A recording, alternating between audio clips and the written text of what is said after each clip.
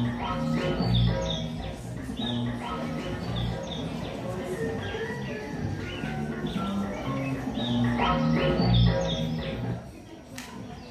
vardı, biri yoktu. Cikcik Hanım adlı bir serçe vardı. Bir gün həmişəki kimi Cikcik Hanım üç oğlanın birini bulub Cikcik, Cikcik elə yerdi. Birdən Cikcik Hanımın ayağına tikan batırdı. Ne kadar əlləşdi, çıxara bilmədi. Gözünün yaşını töküb başladı ağlamağa. Qarı nənə onun ağlardığını görüb soruşdu. Ay Cikcik Hanım, Nazlı Hanım, niye ağlıyorsun? Qarı nənə, ayağıma tikan batır. Qalayı, ne olur onu çıxart. Darling, your smile sets my heart on fire. Oh, I'm glad you understand and Ay serçe, harada ne olur senin tikanına? Oy, aklın kendine yandı da. Mənə nə? Tikanımı ver. Vermezsen çöreğini götürüp kaçacağım. Qarı nənə balaca serçənin sözünə güldü.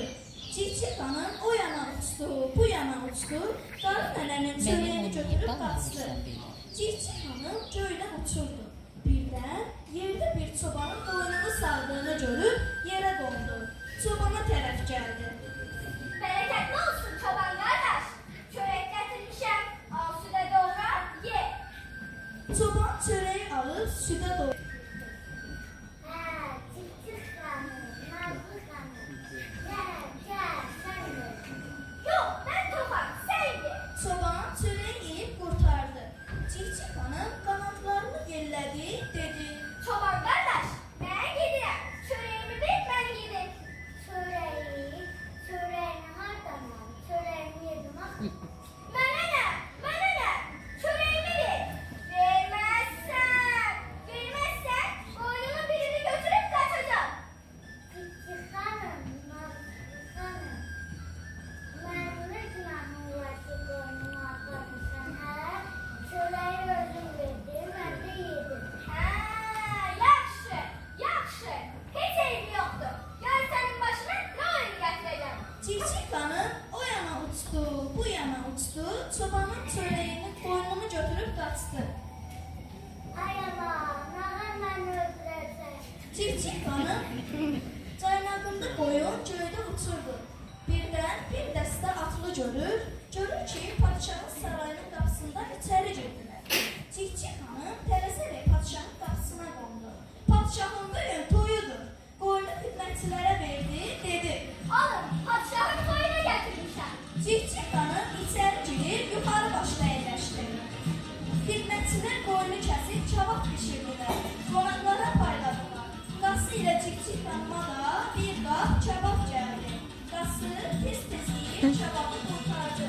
Cikcik Hanımı ac qoydu. Ac qalan Cikcik acığa düşüb dedi. Tez olun, koyunumu kaytarın. Koyun, neden çıksa? Koyunu yemişiz yapı, onlardan biri. Koyunumu kaytarmalısınız. Girmeseniz kendinizi götürüp kaçacağım. Hamı ona güldü. Cikcik uçub səfərin üstünə qonub gəlməsini gözlədi. Gəlini zurnabalaban çala gətirdilər. Cikcik Hanım o yana uçdu, bu yana uçdu. Gəlini atın üstündən aldı, qaçdı.